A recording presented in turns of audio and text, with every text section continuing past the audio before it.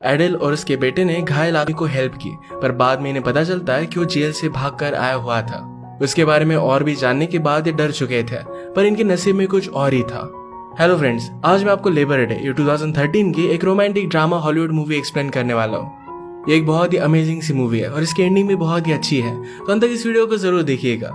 अगर आपको वीडियो अच्छा लगता है तो प्लीज इसे लाइक और कमेंट जरूर कर दीजिए। अब बिना किसी देरी के एक्सप्लेनेशन स्टार्ट करते हैं। मूवी स्टार्ट होती है और मूवी की स्टोरी हमें हेनरी बता रहा है। हेनरी एडल का बेटा होता है। हेनरी के फादर उसे और उसकी मदर को छोड़कर चले गए थे, तो दोनों अकेले ही रहते हैं। मदर हमेशा हर एक चीज को लेकर बहुत ही ज्यादा स्ट्रगल करती है। हेनरी की स्कूल अब खुलने वाली थी, तो उसके लिए पैंट्स लेने के लिए सुपर शॉप में जा रहे थे। इनकी गाड़ी की कंडीशन बहुत ही खराब हो चुकी थी, पर एडल को इसके बारे में ज्यादा पता नहीं था, तो इस वजह से गाड़ी को रिपेयर भी नहीं करती। वैसे ही ये जा रहे थे। हेनरी के फादर ने और एक शादी कर ली थी और उन्हें एक बेटी भी थी।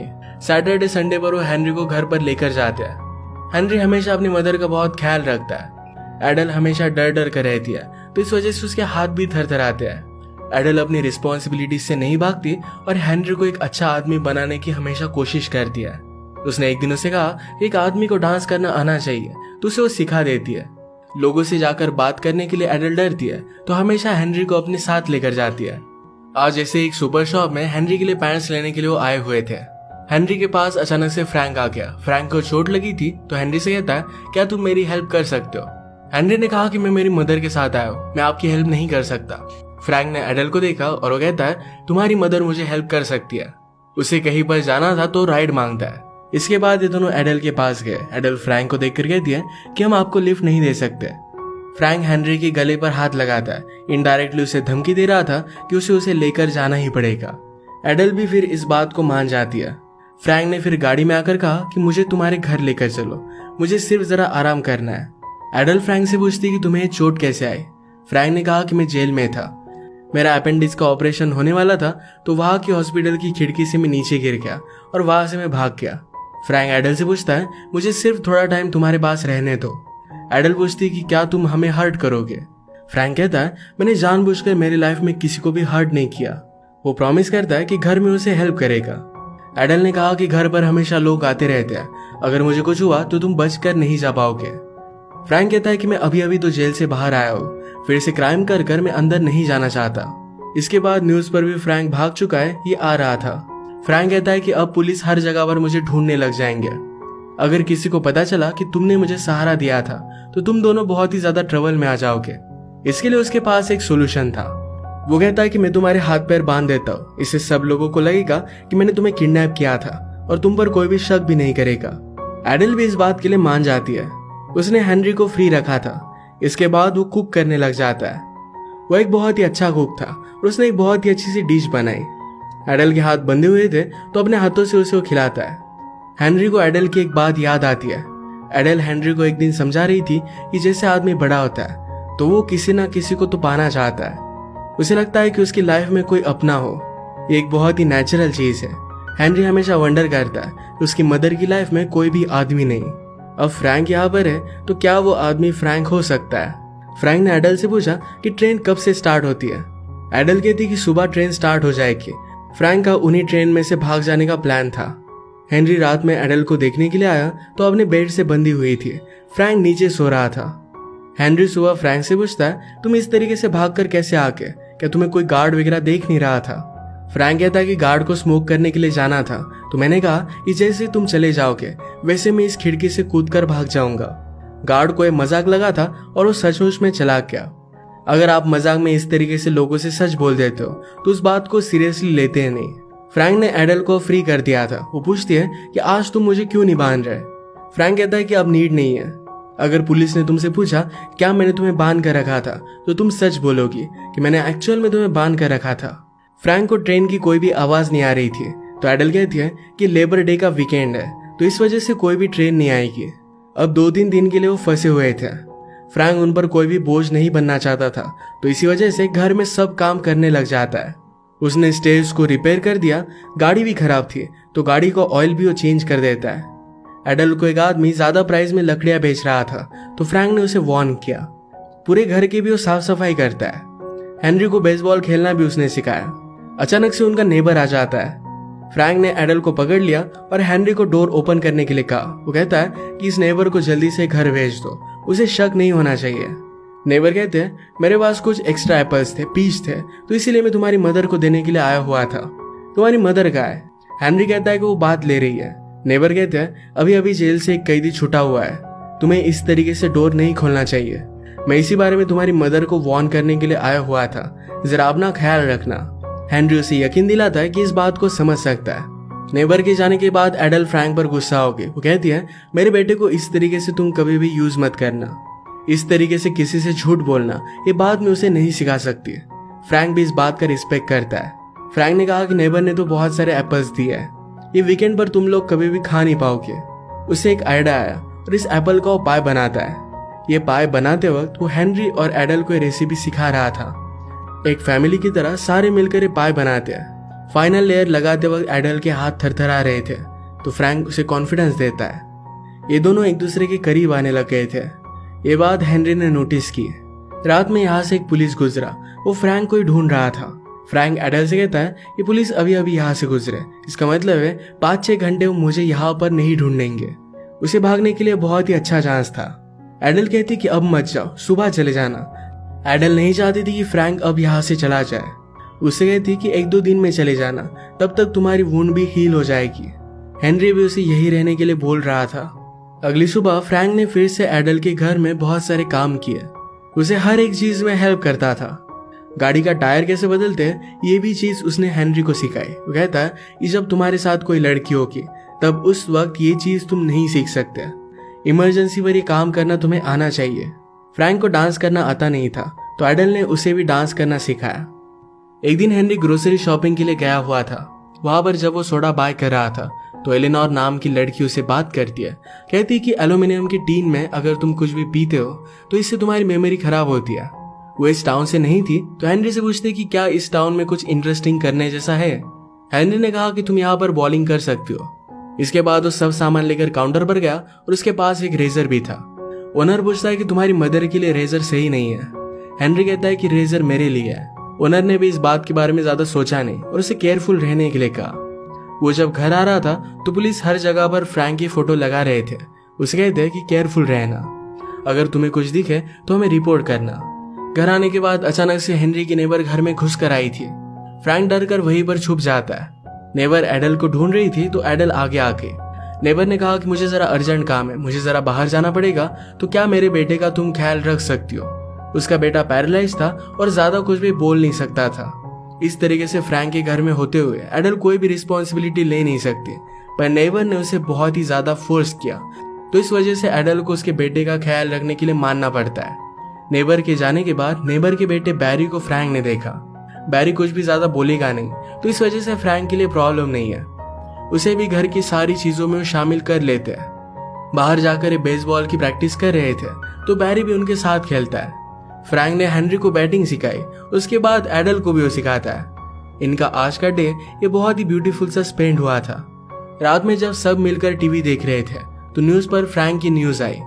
ये न्यूज जब बैरी देखता तो इस न्यूज से वो डिस्टर्ब हो गया। जब उसकी मदर उसे लेने के लिए आई तो फ्रैंक छुप जाता है, पर बैरी फ्रैंक का नाम ले रहा था। वो सही से बोल नहीं पाता, तो इस वजह से उसकी मदर को कुछ अलग ही लगा। उसे जोर से चाटा मार दिया और उसका मुंह बंद कर देती है। रात में एडल और फ्रैंक ये दोनों मिलकर प्लान बना रहे थे। अभी नहीं लगता कि इन दोनों को साथ में भाग जाना चाहिए। फ्रैंक पूछता है कि हेनरी का क्या होगा।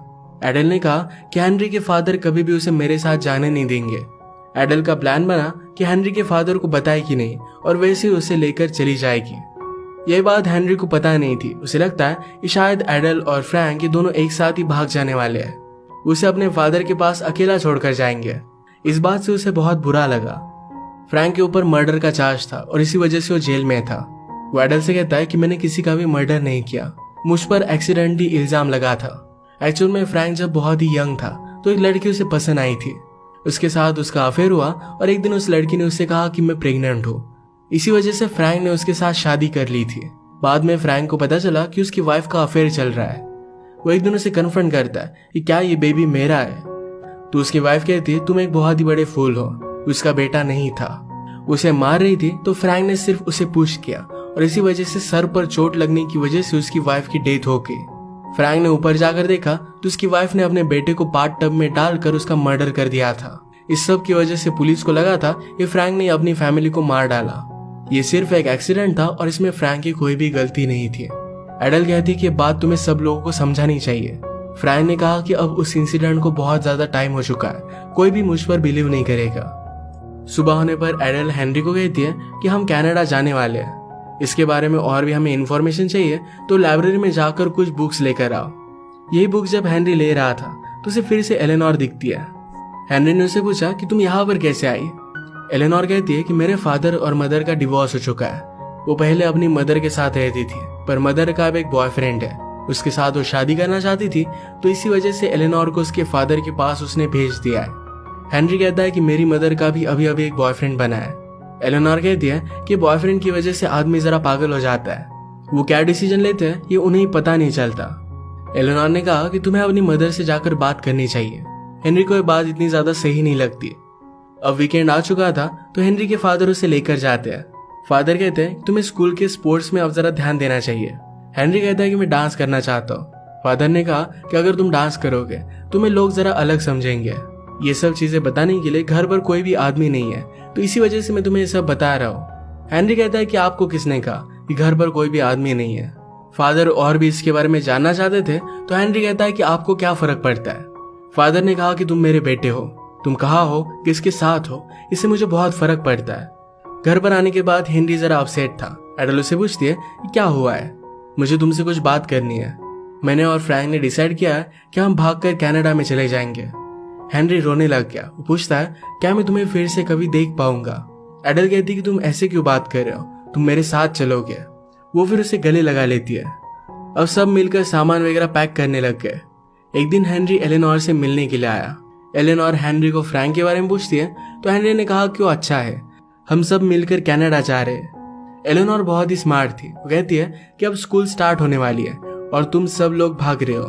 क्या प्रिजन से जो कैदी भागा हुआ था, क्या वही तुम्हारी मदर का बॉयफ्रेंड है। हेनरी हाँ कहता है। एलेनोर ने हेनरी से कहा कि तो बोनी एंड क्लाइड की तरह हो गया। वो दोनों भी चोर थे और ऐसे ही भाग रहे थे, पर पुलिस ने उन्हें मार डाला था। एलेनोर अकेली थी तो हेनरी भी उसे छोड़कर ना जाए, इसी वजह से उसे डराने की वो कोशिश कर रही थी। फ्रैंक को अपनी चोट से ज्यादा तकलीफ होने लग गई थी। एडल कहती कि मैं फार्मेसी से जाकर कुछ मेडिसिन लेकर आती हूँ। फ्रैंक इसके लिए मना कर रहा था, पर फिर भी एडल को इसकी जरूरत लगती है। वो जाकर गाड़ी में बैठी पर इसे स्टार्ट ही नहीं कर पाती। एक चीज थी जो उसे खाए जा रही थी। फ्रैंक ने आकर उसे पूछा क्या तुम मेरे साथ नहीं आना चाहती। एडल कहती कि ऐसा कुछ भी नहीं है। जब मैंने हेनरी की डिलीवरी की उसके बाद और एक बच्चा होने के लिए हमने ट्राई किया था। मैं प्रेग्नेंट हुई और मुझे मिसकैरेज हो गया था। इसके बाद उसने बहुत बार ट्राई किया था पर हर बार मिसकैरेज हो जाता। एडल इस बात की वजह से बहुत ही ज्यादा टूट गई थी। एक बार जब वो प्रेग्नेंट रही तो उसे बेटी हुई थी, पर डिलीवरी के वक्त ही उसकी बेटी की डेथ हो गई थी। इस सब की वजह से हमेशा वो सैड रहने लग गई थी। इसी वजह से उसका हस्बैंड उसे छोड़कर चला गया था। उसने फ्रैंक से कहा कि मैं तुम्हें कोई भी फैमिली दे नहीं सकती। फ्रैंक ने कहा कि ऑलरेडी तुमने मुझे फैमिली दे दी है। वो हेनरी को ही अपना बेटा मानेगा। एडल को ये बात अच्छी लगी। इसके बाद ये सब मिलकर घर की साफ सफाई करते हैं और अगले दिन जाने वाले थे। सुबह जल्दी उठकर चुपके से अपने फादर के घर के लेटर बॉक्स में वो रख कर आता है। जब वो घर पर वापस आ रहा था तो एक पुलिस ऑफिसर ने उसे नोटिस किया। वो कहते हैं कि तुम यहाँ पर कर क्या रहे हो, चलो मैं तुम्हें घर पर लिफ्ट दे देता हूँ। हेनरी तो पहले इसके लिए मना करता है, पर पुलिस ऑफिसर मानते नहीं। उन्होंने पूछा कितनी सुबह तुम कर क्या रहे थे। हेनरी कहता है कि मैं मेरे फादर के घर पर कुछ छोड़ कर गया था, तो इसी वजह से लेने के लिए आया था। पुलिस ऑफिसर ने देखा कि एडल गाड़ी में सब कुछ सामान भर रही थी। ये उसे जरा सस्पिशियस लगा। आकर वो एडल से बात करता है। वो कहता है कि क्या आप कहीं पर जा रही हो। एडल ने कहा कि कुछ दिनों के लिए हम जरा ट्रिप पर जा रहे हैं। आज सब बच्चों की स्कूल स्टार्ट हो रही थी, तो ये और भी ज्यादा सस्पिशियस था। पुलिस ऑफिसर कहते हैं कि मैं आपकी जरा मदद कर देता हूँ। कुछ बॉक्सेस रखने में उसने एडल को हेल्प की। उसे ज्यादा कुछ भी सस्पिशियस लगा नहीं। जाते वक्त वो एडल का हैंडशेक ले रहा था, पर एडल का हाथ थरथरा रहे थे, तो हेनरी उसका हैंडशेक करता है। ऊपर से फ्रैंक छुप कर ये सब कुछ चीजें देख रहा था। पुलिस ऑफिसर के जाने के बाद फ्रैंक कहता है अब हमें जल्द से जल्द यहाँ से चले जाना चाहिए। एडल और हेनरी फिर ये दोनों बैंक में आए। बैंक से सारे पैसे विड्रॉल कर रहे थे। ये बात जरा वहां की एम्प्लॉय को सस्पिशियस लगे, तो अपने मैनेजर के पास गए। मैनेजर एडल से कहता है कि अगर आप इतनी ज्यादा अमाउंट विड्रॉल कर रहे हो तो जनरली लोग चेक में लेते हैं। एडल कहती कि आजकल मैं ज्यादा घर से बाहर निकलती नहीं, तो इसी वजह से सब पैसे निकाल रही थी। फिर भी उसे सस्पिशियस लग रहा था। तो हेनरी हंसते हंसते कहता है कि हम दोनों बॉनी एंड क्लाइड की तरह इस कंट्री से इलीगली अलग कंट्री में जाकर रहने वाले हैं, इसी वजह से सारा अकाउंट खाली कर रहे हैं। मैनेजर ने इस पर हंस दिया और सारे पैसे उसे दे देता है। ये बात हेनरी ने फ्रैंक से ही सीखी थी कि अगर आप इस तरीके से सच बोलोगे तो लोग आपको सीरियसली लेंगे नहीं। इसी के पैरेलल में फ्रैंक जब घर पर था तो अचानक से एडल की नेबर घर में घुस कर आती है। उसने फ्रैंक को देख लिया। वो एडल के बारे में पूछती है तो फ्रैंक कहता है कि जरा बाहर गई है, मैं घर की फिक्सिंग करने का काम कर रहा हूँ। नेबर को शक चला गया और वहां से वो चली जाती है। एडल के वापस आने से पहले फ्रैंक को घर पर कॉल भी आया था। यह हेनरी के फादर का था और वो वरीड थे। एडल जब घर पर आई तो फ्रैंक कहता है कि हमें जल्दी से यहाँ से निकल जाना चाहिए, लोगों को शक होने लग गया है। अचानक से पुलिस के सायरन की आवाज आने लग गई। ये रियलाइज करता है कि अब वो भाग नहीं सकते। फ्रैंक ने फिर रस्सी लेकर एडल और हेनरी दोनों को बांध दिया। फ्रैंक हेनरी से कहता है कि तुम एक बहुत ही अच्छे लड़के हो। अगर किसी लड़की ने तुम्हें बैड फील कराया तो लड़की तुम्हारा टाइम डिजर्व नहीं करती। फ्रैंक एडल से कहता है कि मैंने तुम्हारे साथ जो टाइम स्पेंड किया इसके लिए मैं फिर से 18 साल जेल में जा सकता हूँ। इसके बाद फ्रैंक ने सरेंडर कर दिया। उसने एडल और हेनरी के हाथ बांधे थे, यानी सबको लगे कि एडल उसमें इन्वॉल्व नहीं थी, उसे कोई भी प्रॉब्लम ना आए। फ्रैंक को अरेस्ट होकर फिर से सजा हो गई। एडल ने प्रोस्टिक्यूटर से बात कर फ्रैंक को जेल से बाहर निकालने की कोशिश की, पर प्रोस्टिक्यूटर एडल से कहता है कि अगर तुमने सब कुछ सच सच बता दिया तो शायद तुम्हें प्रॉब्लम आ सकता है, तुम्हारी हेनरी की कस्टडी भी जा सकती है। एडल हेनरी को खोना नहीं चाहती थी, तो इस वजह से वो कुछ भी कर नहीं पाती। कुछ मंथ के बाद एडल ने रियलाइज किया था कि हेनरी को अपने फादर के पास रहना चाहिए, तो अपनी कस्टडी उसने दे दी थी। उसने फिर फ्रैंक से मिलने की भी कोशिश की थी, पर फ्रैंक सॉलिडरी में था तो जेल में उससे मिल नहीं पाया। वो हर रोज उसे लेटर लिखती थी, पर बाद में सब लेटर उसके वापस आके फ्रैंक को ऑलरेडी ट्रांसफर हो चुका था। इसके बाद हम देखते हैं कि बहुत सारे साल गुजर जाते हैं। हेनरी अब कॉलेज में जाने वाला था। उसकी एक गर्लफ्रेंड बनी थी और फ्रैंक ने उसे जो भी चीजें सिखाई हुई थी लाइफ में उसे हेल्पफुल होती है। एक दिन हेनरी के फादर ने उससे बात की, कहा कि तुम्हारी मदर बहुत ही ज्यादा ब्यूटीफुल थी, वो हमेशा प्यार में रहना चाहती थी। जब हमारी लाइफ में प्रॉब्लम आए तो बहुत ही ज्यादा सैड हो चुकी थी। अगर कोई दूसरा आदमी होता तो उसे हेल्प करता, पर बहुत ज्यादा टाइम गुजर चुका था और मैं एक नॉर्मल लाइफ चाहता था, तो इसी वजह से मैंने तुम्हारी मदर को छोड़ दिया। मैंने तुम्हारे साथ ये जो सारे साल बिताए, मैं सिर्फ तुम्हारे साथ बॉन्डिंग करना चाहता था, मैं तुम्हें खोना नहीं चाहता। हेनरी भी अपने फादर को माफ कर देता है। उसने फादर से कहा कि लास्ट समर में मेरी मदर के साथ बिताना चाहता हूँ। वो पूरा समर एडल का ख्याल रखता है। इसके बाद और भी साल गुजर गए। हेनरी की शादी हो गई थी। उसने अपनी एक बेकरी डाली थी, जो रेसिपी फ्रैंक ने उसे सिखाई थी, ये उसकी बहुत ही फेमस बन गई थी। एक मैगजीन में भी उसकी फोटो आई थी। ये फोटो जेल में फ्रैंक देखता है और इसे उसने पहचान लिया। उसने फिर हेनरी को एक लेटर लिखा। वो कहता है कि उस पर वो बहुत ही ज्यादा प्राउड है। अब वो जेल से निकलने वाला था और चाहता था कि एडल के साथ वो जाकर रहे, एक फैमिली की तरह रहे। ये करने के लिए पहले उसने हेनरी की परमिशन ली। हेनरी लिखता है कि मदर का एड्रेस चेंज नहीं हुआ है, आप उन्हें लेटर लिख सकते हो। हेनरी भी चाहता था कि उसकी मदर खुश रहे। फ्रैंक ने फिर लेटर लिखा और जिस दिन वो जेल से बाहर निकला तो एडल उसका वेट कर रही थी। इतने साल सिर्फ एक दूसरे से इन्होंने प्यार किया था, फिर से एक दूसरे से मिले और जो भी टाइम इनके पास अब बचा है एक साथ ही स्पेंड करेंगे, एक दूसरे का ख्याल रखेंगे। इसी के साथ ये मूवी एंड हो जाती है। एक बहुत ही अनएक्सपेक्टेड और अलग ही सिचुएशन की एक रोमांटिक मूवी थी। अगर आपको वीडियो अच्छा लगता है तो प्लीज इसे लाइक और कमेंट जरूर कर दीजिएगा। बहुत सारे मूवीज लेकर आते रहता हूँ, तो प्लीज इस चैनल को सब्सक्राइब कर दीजिए और बेल नोटिफिकेशन आइकॉन दबाना मत भूलिएगा। हम फिर से मिलेंगे और एक नई मूवी के साथ, तब तक के लिए थैंक यू और आप अपने आप का ख्याल रखिए।